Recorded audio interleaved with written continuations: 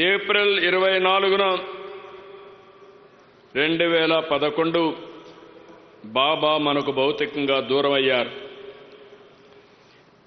కానీ ఆయన వదిలిపెట్టిన, ఆయన మనకిచ్చిన భగవాన్ సాయి సిద్ధాంతం ఇక్కడే ఉంది.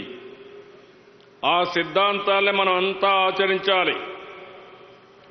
సాయి మహిమలు, సేవలు, సాయి తత్వం తర్వాత తరాలకు తెలియచేయాలనే ఈ ఉత్సవాల్ని రాష్ట్ర ప్రభుత్వం అధికారికంగా ప్రకటించింది. అదే సమయంలో తెలంగాణ కూడా అధికారికంగా ప్రకటించారు. నేను మీ అందరి తరపున ముఖ్యమంత్రి రేవంత్ రెడ్డి గారిని మనస్ఫూర్తిగా అభినందిస్తున్నానని చెప్పి నేను మీకు తెలియజేస్తున్నాను.